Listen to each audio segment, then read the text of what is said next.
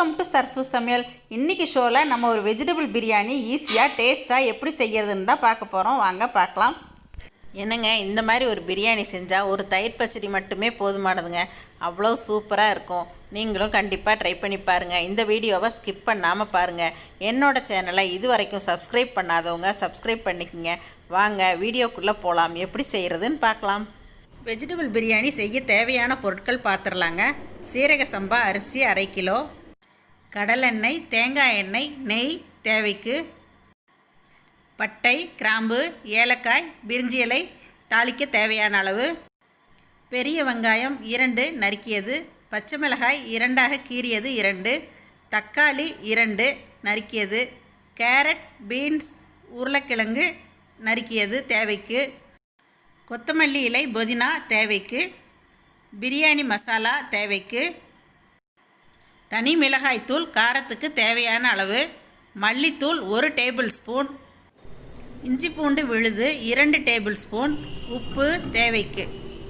இப்போ இதையெல்லாம் வச்சு நம்ம பிரியாணி ரெடி பண்ணுறோங்க. அரிசியை தாளிக்கும் போது நம்ம கழுநீர் பிடிச்சி தண்ணியில் போட்டு வச்சுக்கணுங்க. இன்றைக்கி நாங்கள் சீரக சம்பா அரிசி தாங்க எடுத்திருக்கோம். இதுக்கு தாளிக்கிறதுக்கு கடலெண்ணெய் ஒரு 2 டேபிள் ஸ்பூன் விட்டுக்கலாங்க. தேங்காய் எண்ணெய் ஒரு 2 டேபிள் ஸ்பூன் விட்டுக்கலாம்.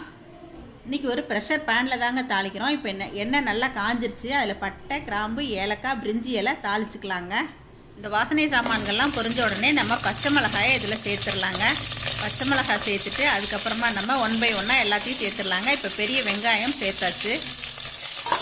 பெரிய வெங்காயம் சேர்த்த உடனே இதை நல்லா சுருளை வதக்கிக்கணுங்க. வெங்காயம் நல்லா கொஞ்சம் கலர் சேஞ்ச் ஆகிற வரைக்கும் வதக்கிட்டு நம்ம இஞ்சி பூண்டு பேஸ்ட்டு இதில் சேர்த்துடலாங்க.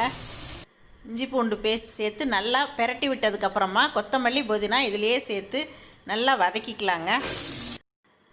இப்போது இதிலையே நறுக்கி வச்ச தக்காளி சேர்த்துடலாங்க.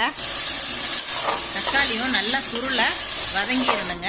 வதங்கினதுக்கப்புறமா நம்ம பிரியாணி மசால் தேவையான அளவு சேர்த்துக்கலாங்க. இப்போ காரத்துக்கு தேவையான அளவு தனி மிளகாத்தூள் சேர்த்துக்கலாங்க. அதுலேயே நம்ம எடுத்து வச்சுருக்க மல்லித்தூளும் சேர்த்துக்கலாம்.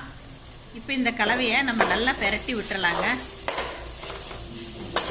இப்போ இதுலேயே நம்ம நறுக்கி வச்சுருக்க காய் எல்லாமே சேர்த்துடலாங்க. நீங்கள் பச்சை பட்டாணி இருந்தால் கூட இதில் சேர்த்துக்கலாம். இப்போ இது நல்லா வதங்கி வரணுங்க.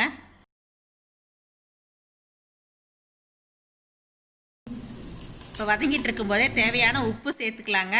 உப்பு சேர்த்து நல்லா ஒரு பெரட்டி விட்டுக்கலாம். இந்த கலவை நல்லா சுருண்டு வதங்கி வரணும்.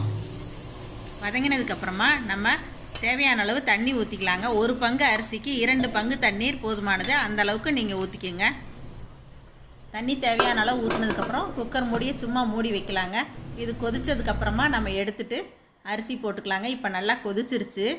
இந்த நேரத்தில் நம்ம ஊற வச்சுருக்கிற பிரியாணி அரிசியை இதில் சேர்த்துடலாங்க. போய் இதை நம்ம நல்லா கலந்து விட்டுட்டு மூடியை சும்மா அப்படியே மூடாமல் அப்படியே வச்சிடலாங்க. கொஞ்சம் கொதி பிடிக்கட்டுங்க. கொதித்து அதுக்கப்புறம் திருப்பி மூடி போட்டுட்டு பாதி வரைக்கும் வேக விட்டுருவோங்க. இப்போ நம்ம மறுபடியும் மூடி போட்டதுக்கப்புறம் இந்த அளவுக்கு 3/4 பதம் இப்போ அரிசி வெந்திருக்குங்க. இப்போ இந்த ஸ்டேஜில் நமக்கு இதுக்கு தேவையான நெய் விட்டுக்கலாங்க. நெய் ஒரு 3 டேபிள் ஸ்பூன் அளவுக்கு விட்டுக்கலாங்க. நெய் விட்டதுக்கப்புறமா உங்கள்கிட்ட எலுமிச்சம்பழம் இருந்துச்சுன்னா ஒரு 1/2 மூடி இதில் ஜூஸ் புளிஞ்சு விட்டுடலாங்க.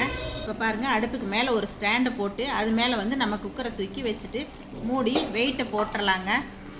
அடுப்பை ரொம்ப குறைச்சே வச்சிடணுங்க. இப்போ அடுப்பை ரொம்ப குறைச்சி வச்சு ஒரு 1/4 மணி நேரம் விட்டாச்சுங்க. இப்போ ஓப்பன் பண்ணி பார்த்துடலாம். சூப்பர் பிரியாணி பாருங்கள், சூப்பராக ரெடி ஆகிடுச்சு. இப்போது இதை நம்ம நல்லா கலந்து விட்டுறலாங்க. அடியிலேருந்து பெரட்டி விட்டுருங்க. கொஞ்சம் கூட அடியே பிடிக்காது.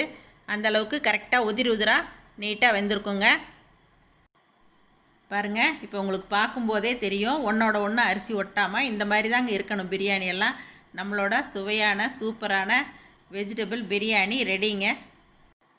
என்னங்க, இன்றைக்கி எங்கள் பொண்ணு வீட்டில் அவங்க செஞ்ச வெஜ் பிரியாணியை தான் நான் இவ்வளோ நேரம் உங்ககிட்ட காட்டிகிட்டு இருந்தேங்க. இது எல்லாருக்கும் பிடிச்சிருக்குன்னு நினைக்கிறேங்க. கண்டிப்பாக நீங்களும் இதை ட்ரை பண்ணி பாருங்கள். இதை பார்த்துட்டு எப்பயும் போல் உங்களோட ஃபீட்பேக் சொல்லுங்கள், ஷேர் பண்ணுங்கள், சப்ஸ்கிரைப் பண்ணுங்கள். தேங்க்யூ. சர்சு சமையல் பாருங்கள், சமையல் நல்லா பண்ணுங்கள்.